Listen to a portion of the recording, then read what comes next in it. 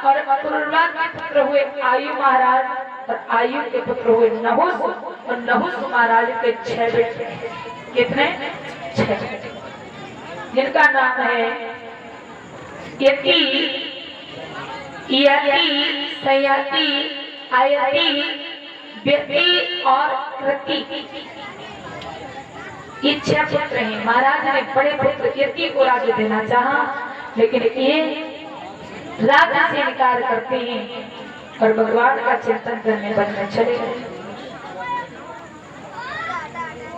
यति को राजा बनाया और राजा बन के राज्य करने लगे। परीक्षित महाराज बोले गुरुदेव एक बात बताइए, ये वो ही यति हैं जिन यति महाराज के लिए शुक्राचार्य ब्राह्मण की बेटी विवाही गई? बोले हाँ वही यति। लेकिन महाराज ये संयोग कैसा, ब्राह्मण की बेटी और क्षत्रिय की? सुखदेव महाराज ज्ञान कराते हैं राजा परीक्षित।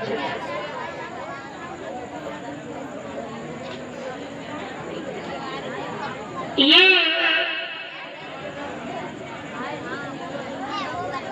जो विश्व प्रभा नाम का एक दानव है, उसके राज्य में शुक्राचार्य नाम के ब्राह्मण रहते थे। ये बड़े ही विद्वान थे, संजीवनी विद्या जानते थे। इनके यहाँ पर एक बालक जिसका नाम है कच्छ, वो संजीवनी विद्या सीख रहा था। देखने में बड़ा सुंदर था। मन ही मन देवयानी जो शुक्राचार्य ब्राह्मण की बेटी है उसको प्रेम हो गया। उसकी शिक्षा जब पूर्ण हुई, विद्या ग्रहण करके चला, तो देवयानी ने एक बात कही, कच्छ मैं तुमसे प्रेम करती हूँ।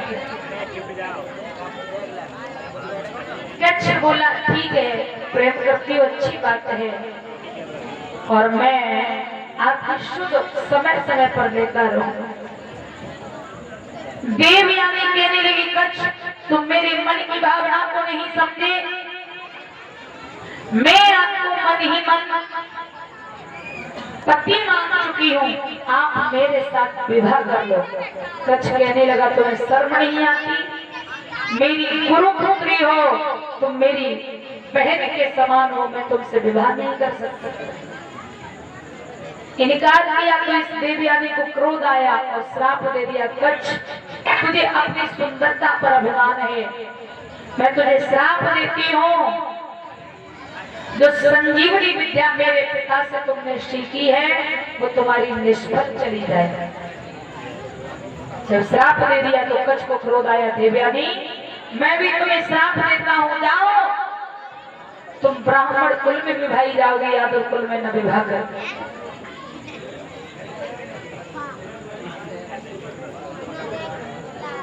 तुम ब्राह्मण कुल में न विवाह करके क्षत्रिय कुल में विवाही जाओगी। ये जब श्राप दे दिया, कच्छ चला गया, समय व्यतीत हुआ।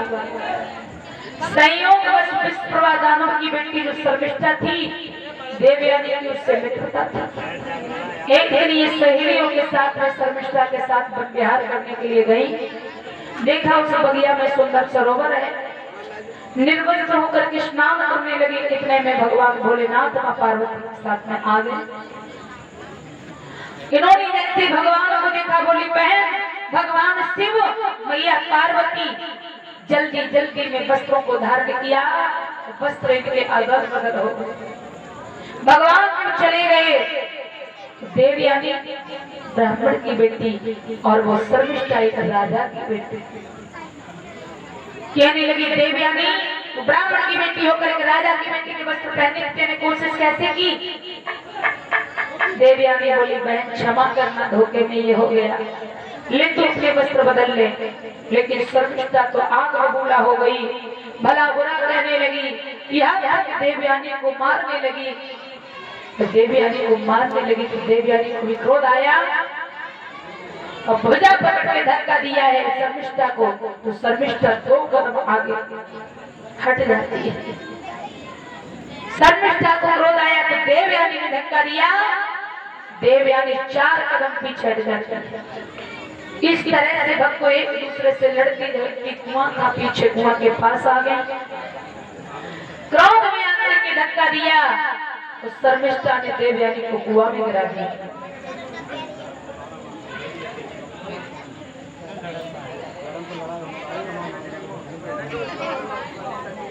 और इसी बीच 10 रुपए ललटेश, 10 रुपए छाया, 10 रुपए त्रिवेणी, 10 रुपए रूपवती, 10 रुपए राशि पुत्री धर्मेंद्र सिंह, 10 रुपए मनोहर, 20 रुपए रवि यादव सनोप जुगल किशोर, 50 रुपए मयंक यादव सनोप एडवोकेट विदेश यादव, 20 रुपए चंद्र मोटे, 10 रुपए सत्यवीर यादव, 10 रुपए धर्मेंद्र यादव, 10 रुपए मोहित यादव, 20 रुपए संतोष यादव, कुदारशी 20 रुपए प्रमोद यादव मारकपुर, 20 रुपए राजकुमार यादव कुदारशी, 20 रुपए प्रमोद यादव बरुणदेव, 10 रुपए करिश्मा, 20 रुपए प्रमोद की माताजी, 10 रुपए मोनू यादव, 20 रुपए निशांत यादव सनोप डॉक्टर विजय, 10 रुपए नितिन यादव सनोप नवाब, 10 रुपए अनेक पाल सिंह,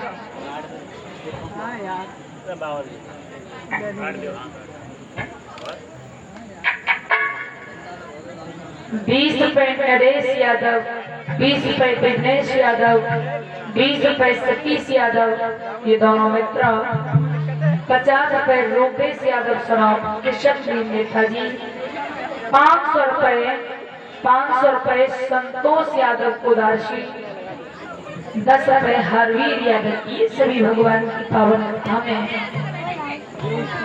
दान दे रहे, भगवान धन शुभ कार्यों में लगाते रहे।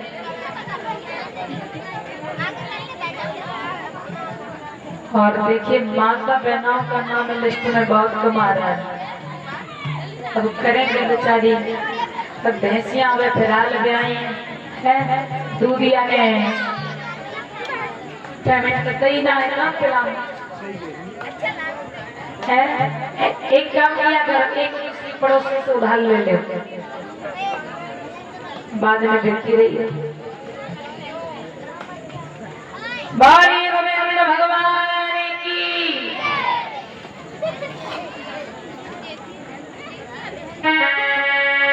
आम भक्तों जो कुएं में गिरा दिया, उस कुएं के अंदर देवयानी घबराने लगी है। संयोगवश हुआ क्या, यात्री महाराज शिकार करते हुए आ गए। कहा है ना कि जागो राखे साइया, मार सके ने कोई, बालन बाका कर सके चंजर बेनी। शिकार करते करते उनको प्यास लगने लगी और पानी की तलाश में उसी कुआं के पास आ गए। लुटिया में डोर बांध करके डाली, देवयानी ने वो डोर पकड़ ली। अरे मुसाफिर कौन है, कौन है, मेरी रक्षा करो। पहले तो डर गए यात्री महाराज, लगता है इस कुआं के अंदर कोई प्रेतात्मा है। साहस पूर्वक झांक कर देखा, उसमें एक कन्या पड़ी है। अपनी प्राण रक्षा के लिए निवेदन कर रही है। यात्री महाराज सोचने लगे, मेरा धर्म लगता है इसकी रक्षा करना, और ऐसा बताया है कि जीवन चाहो तो जीव की रक्षा करो, मुक्ति चाहो तो भक्ति करो, और धन यदि चाहते हो तो दान करो।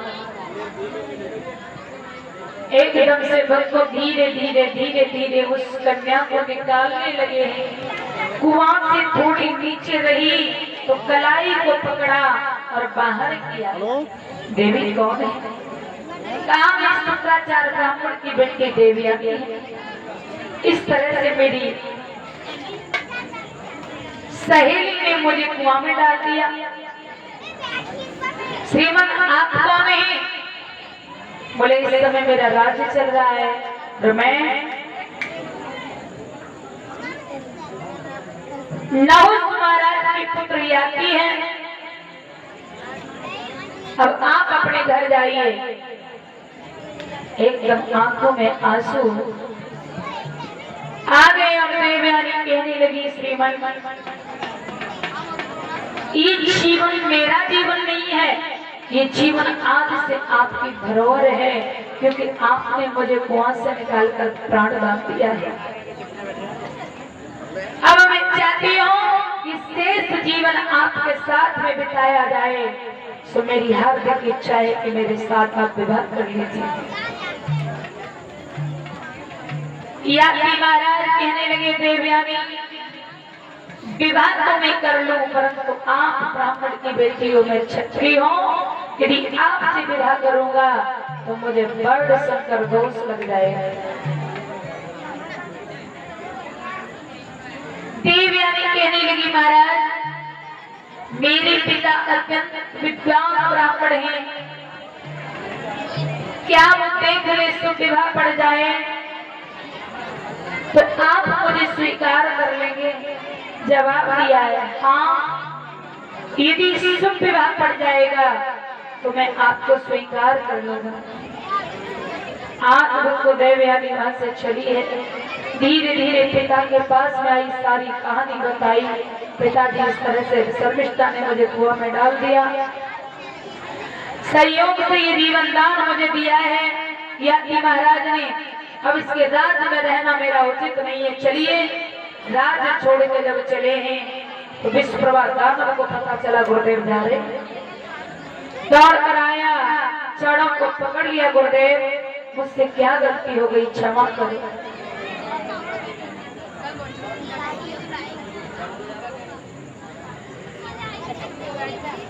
जब ये कहा कि क्षमा करो, मेरे राज्य में चलो, जवाब दिया है विश्वप्रभा,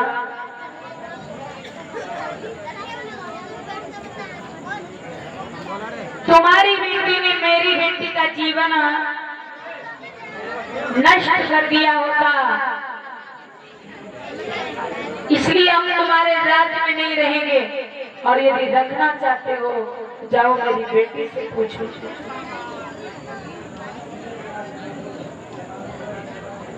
आज उनको निवेदन किया है, देवयानी थी कि बहन मेरे राज्य में लौट कर चलो।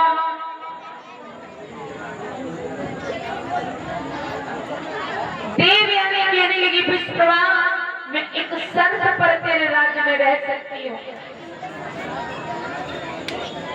कि जहाँ मेरा विवाह हो वहाँ तेरी बेटी मेरी दासी बन के जाएगी, क्या तुझे स्वीकार है? विश्वप्रभा ने कह दिया, हाँ मुझे स्वीकार है। देवयानी लौट के आती हैं, कहा पिताजी ये जीवन ज्ञाति की धरोहर है, मैं चाहती हूँ उनके साथ मेरा विवाह हो, लेकिन वो क्षत्रिय हैं, इसलिए उनसे मैंने निवेदन किया तो वो मना कर रहे थे। क्या ब्राह्मण की बेटी हो, मैं क्षत्रिय बड़े शंकर दोष लग जाएगा, आपसे विवाह नहीं कर सकता। तब मैंने कहा कि पिताजी मेरे बहुत बड़े विद्वान हैं, शुभ विवाह पड़े तो क्या आप मुझे स्वीकार करेंगे? तो उन्होंने हाँ कर दी थी। आज उनको शुक्राचार्य ब्राह्मण ने शुभ विवाह देख करके, मुहूर्त देख करके पत्र लिखा है, और पत्र में लिखा है कि सेवा में श्रीमान जी यात्री महाराज आप सबने निवेदन है कि यदि आप मेरी बेटी के साथ दिन के 12 बजे विवाह कर भांबरे डाल लें तो बड़ शंकर दोष नहीं लगेगा। आगे शुभ समाचार ये है, प्रातः काल होते ही आप बारात लेकर नगर में प्रस्थान। दूत के द्वारा पत्र गया, यात्री महाराज ने पत्र को पढ़ा और दूल्हा बन करके आ जाए। शुक्राचार्य ब्राह्मण के द्वार पर आते हैं और किस तरह से घटा छाए रही घर में और वरना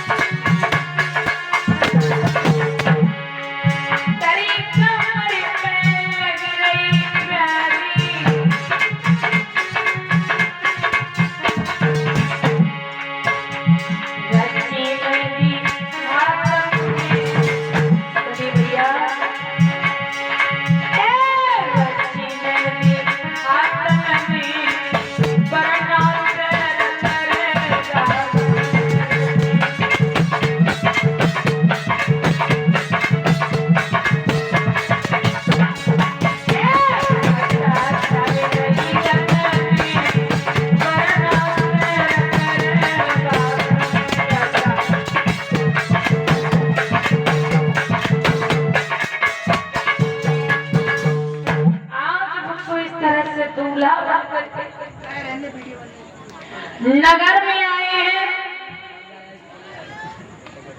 विधि विधान के अनुसार विवाह हुआ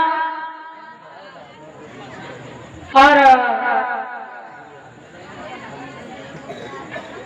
देवयानी के साथ में जब विधि विधान के अनुसार यात्री महाराज ने विवाह किया, फेरे लिए विदाई का नंबर आया तो शुक्राचार्य ब्राह्मण एक बात बोले, यात्री देवयानी से आपने विवाह किया है, ये आपकी पत्नी है, सेवा के लिए दहेज रूप में, दासी के रूप में आपको ये सर्विष्ठा दी जा रही है। आपसे निवेदन है कि आप इससे संबंध नहीं बनाएंगे। बोले ठीक है। धीरे धीरे देवयानी का डोला लेके नगर में आते हैं।